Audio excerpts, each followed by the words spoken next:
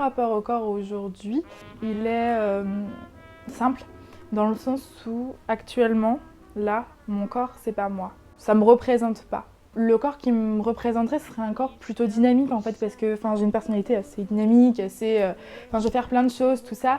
Mais j'ai jamais été en fait, j'ai jamais eu ce corps dynamique en fait. J'ai toujours été obèse depuis que je suis toute petite. J'étais en surpoids quand j'étais petite et là, je suis actuellement obèse. C'est une maladie chronique en fait, et c'est quand une personne a un IMC de plus de 30. Et après, il y a plusieurs stades en fait dans cette obésité. Il y a l'obésité banale, normale, et après le dernier stade, on arrive à l'obésité morbide en fait, où c'est là où toutes les pathologies comme le diabète, comme des maladies cardiovasculaires arrivent. Pendant l'enfance et pendant l'adolescence, mon rapport au corps était assez compliqué en fait, parce que c'était par rapport aux autres. Je me faisais souvent charrier. J'ai pas vécu d'harcèlement scolaire, mais on peut pas parler d'harcèlement scolaire, mais si tu veux, j'ai pas forcément eu beaucoup d'amis. Ma relation en fait avec les autres était très très compliquée. J'avais un besoin d'avoir des amis, et en fait, vu que j'avais pas d'amis, du coup, je compensais pas la nourriture. Et en fait, ça s'est fait jusqu'à mes 17 ans en fait. Donc c'est très récent. Jusqu'à mes 17 ans en fait, j'avais des amitiés. J'avais des amitiés très compliquées. Très tôt, en fait, j'ai eu des nutritionnistes, des diététiciennes, des psychologues, dès 6 ans, parce que le médecin disait « Oh là là, votre fille, elle est en surpoids, nanana, du coup, il faut faire quelque chose. » Et du coup, très tôt, mes parents me disaient... moi, par exemple, je voulais manger, des céréales, et puis, des trucs cons, Puis à 6 ans, on comprend pas que pas manger de céréales... manger des céréales, ça fait prendre du poids, on a juste envie d'en manger, on n'a pas cette réflexion. Et c'est vrai que j'ai été frustrée en fait dès petite, et du coup j'ai commencé les grignotages très jeune. Ouais. Et en fait ça s'est fini par j'appellerais pas ça une addiction par la nourriture, mais presque. C'est-à-dire que j'avais un besoin en fait de grignoter. Parce que du coup j'avais pas envie de me frustrer en fait, c'est surtout ça. Du coup quand j'avais envie de manger, je mangeais. À la fin, c'était vraiment très maladif. Je pouvais presque plus bouger et tout.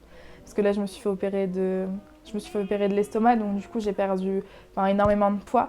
Mais il y a 2 ans de ça, j'étais complètement différente en fait. J'étais pas épanouie parce que du coup, je pouvais pas bouger. Moi, qui ai un tempérament en fait, actif, dynamique, et du coup, je pouvais plus rien faire. Je pouvais plus faire ma passion.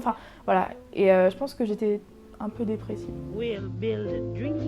L'opération consiste à faire une réduction de l'estomac. Okay. L'estomac, ça fait une poche comme ça. Ouais.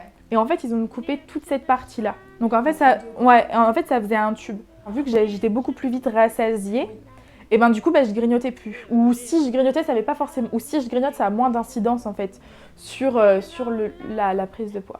Si au début c'était hyper dur. En vrai, j'avais hyper mal au ventre, mais même après, par exemple, je mange en 45 minutes, 1 heure. Si je mange plus vite, je mange moins parce que ce sera des plus gros morceaux, donc du coup l'estomac doit plus travailler. Et c'est vrai qu'au début, c'était dur parce que moi j'adore la nourriture, j'adore découvrir de nouvelles saveurs, vraiment j'adore cuisiner, et c'est vrai que du coup tu manges moins, du coup tu te restreins plus.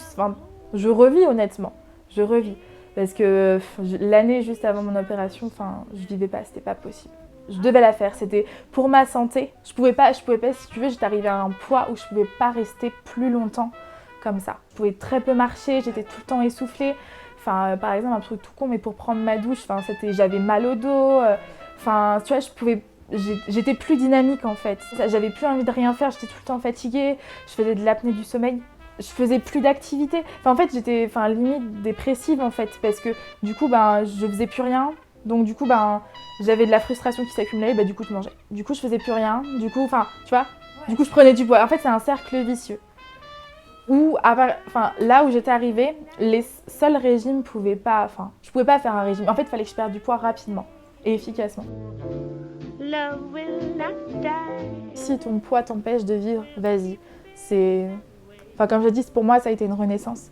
Après, ce sera forcément dur, il y aura forcément des hauts et des bas. Comme toute opération, peut-être pas comme toute opération, mais il y aura forcément des hauts et des bas, mais le seul truc, c'est vas-y.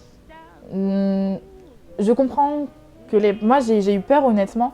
J'ai eu peur surtout de l'anesthésie, en fait, parce qu'on m'a clairement fait comprendre que, à cause de mon poids, je pouvais décéder. Ça fait peur, mais vas-y.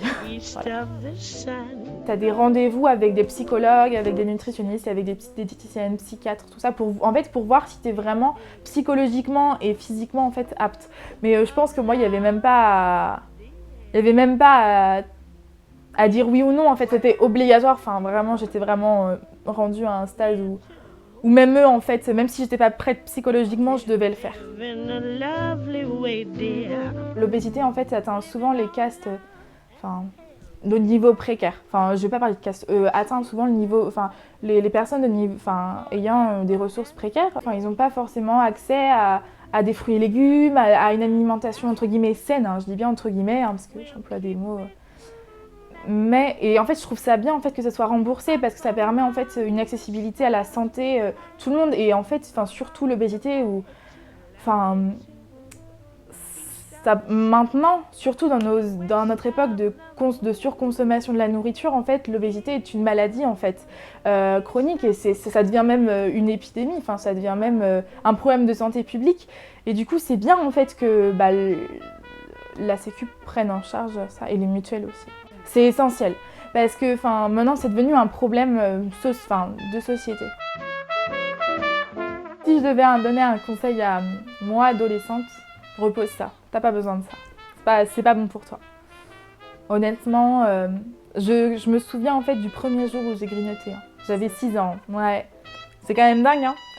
Mais en fait, à partir du moment où ça devient malsain, le grignotage, c'est à partir du moment où on le cache. Où on le cache et où on veut pas.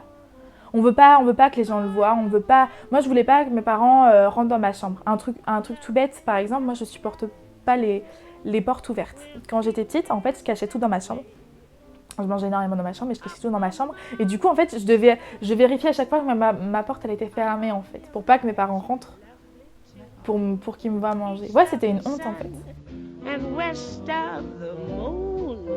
Énormément de filles disent on s'en fiche de ce que pensent les gens. Non, c'est pas vrai. On peut pas s'en fiche, on peut pas dire je m'en fous de ce que pensent les gens parce que les gens te renvoient une image. Et c'est bien aussi que ces gens-là te renvoient une image parce que ça permet de te remettre en question, ça permet de te faire avancer positivement. Bon, après, les critiques incessantes, les moqueries incessantes, c'est pas ça que je parle. Mais c'est bien aussi de se voir à travers l'autre et de pas se confiner en fait dans je m'en fiche de ce que pensent les gens. Après, il faut pas non plus être dans l'excessif et voir que à travers les yeux des gens et vraiment être obsédé par ce que pensent les gens non plus. C'est pas ça, faut rester dans faut pas aller dans l'excès en fait. Donc j'ai jamais vécu une adolescence turbulente dans le sens où j'allais jamais en boîte. Je suis allée, pour te dire, je suis allée une fois en boîte. C'était cette année. Non, l'année dernière. Non, cette année. Parce que ça m'intéressait pas, parce que j'étais pas forcément dans des groupes où ils allaient pas en boîte, où ils m'invitaient pas en fait. Je suis presque jamais allée dans des fêtes, je me suis jamais bourré la gueule, je me suis jamais... des choses qu'on fait à 15-16 ans en fait, parce que on m'invitait pas, parce que j'étais pas copine avec des personnes comme ça, et puis on m'invitait pas en fait, j'étais pas la copine, tu sais, la copine marrante, délirante. Je trouve que j'ai grandi très vite. Je me dis pas mature parce que j'ai encore plein de choses à apprendre et voilà, et puis ce serait trop prétentieux de ma part de dire je suis mature, non. Mais c'est quelque chose que j'aurais aimé vivre parce que je pense que j'étais pas assez insouciante. Je me suis trop... il faut absolument que je trouve un travail dans 10 ans pour que je puisse trouver un logement. En fait, j'étais vachement en avance en fait, sur les réalités. Et j'ai pas eu cette période où je m'en fichais de sécher les cours. Je m'en fiche de pas aller aujourd'hui en cours. Je m'en fous de pas avoir fait mon devoir. Bon, c'est pas bien, mais si tu veux, je regrette un peu en fait de pas avoir eu cette période un peu rebelle. Ouais. a harmony of life to a lovely tune. East of the sun and west of the moon.